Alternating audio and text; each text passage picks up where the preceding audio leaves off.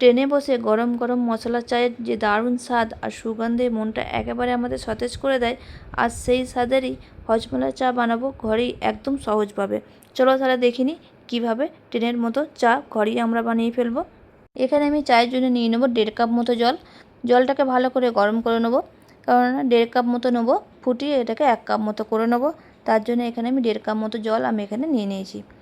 এবার আমি এখানে প্রথমে কি করেছি, জলটাকে ভালো করে গরম করতে বসিয়ে দিয়েছি। যখন এখানে জলটা ভালোভাবে দেখো গরম হয়ে যাবে, তখন আমি এখানে দিয়ে দেবো 1 টুকরো আদা। আমি এখানে থেঁতো করে নিয়েছি। আদাটাকে ভালো করে থেঁতো করে নেওয়ার পর আমি এখানে গরম জলের মধ্যে আমি এখানে দিয়ে দিলাম। এবার আমি এর মধ্যে দিয়ে দেবো কয়েকটা এখানে তুলসী পাতা। আদাটার পর এখানে আমি দিয়ে দিলাম কয়েকটা তুলসী পাতা। এবার আমি ভালো করে জলটাকে এখানে ফুটিয়ে নিচ্ছি তুলসী পাতা আর আদা দিয়ে।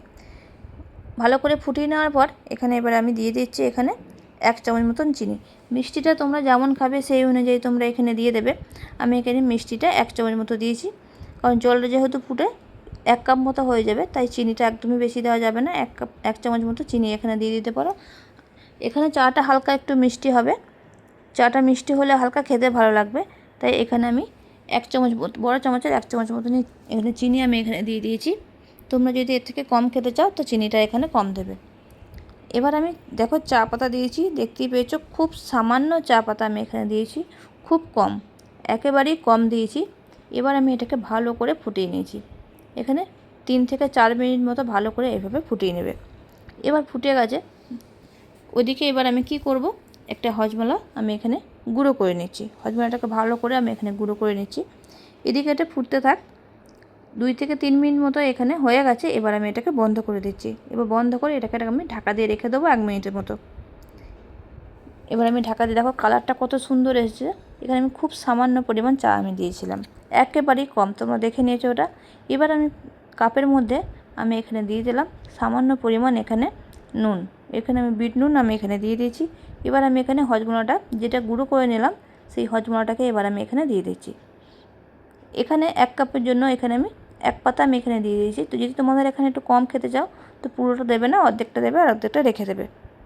এবার আমি যে চাটা বানিয়েছিলাম চাটাকে এবার আমি এখানে ছেঁকে নেব। ছেঁকে এবার আমি কাপের মধ্যে নিয়ে নিচ্ছি।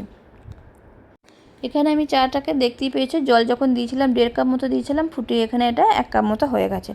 এবার আমি এটা ছেঁকে নিয়েছি, ছেঁকে নেওয়া হয়ে গেছে। এবার আমি এর মধ্যে দিয়ে দিচ্ছি 1/2 চামচ মতন লেবু রস। 1/2 চামচ মতন লেবু রসটা দিয়ে এটাকে একবার চামচ দিয়ে নেড়ে নেব। এবার আমি এখানে লেবুর রসটা দিয়ে চামচ দিয়ে একবার নেড়ে দিচ্ছি।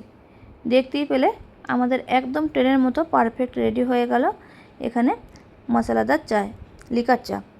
এই রেসিপিটা তোমাদের কেমন লেগেছে অবশ্যই কিন্তু কমেন্টে জানাবে। আশা করছি আজকের রেসিপিটা তোমাদের ভালো লেগেছে। এইভাবে একবার সন্ধেবেলায় খেয়ে দেখবে, দারুণ লাগবে। বন্ধুরা, যদি আজকের রেসিপিটা তোমাদের ভালো লেগে থাকে তাহলে অবশ্যই সবার সঙ্গে শেয়ার করে দিও। যারা নতুন তারা চ্যানেলটা সাবস্ক্রাইব করে পাশে দেখো, আর রোজ যারা আমাদের ভিডিও দেখো তাদেরকে মন থেকে অনেক অনেক ভালোবাসা রইল। চলো তাহলে বন্ধুরা, আজকের মতো ভিডিওটা এই পর্যন্তই। সবাই ভালো থাকো, সুস্থ থাকো।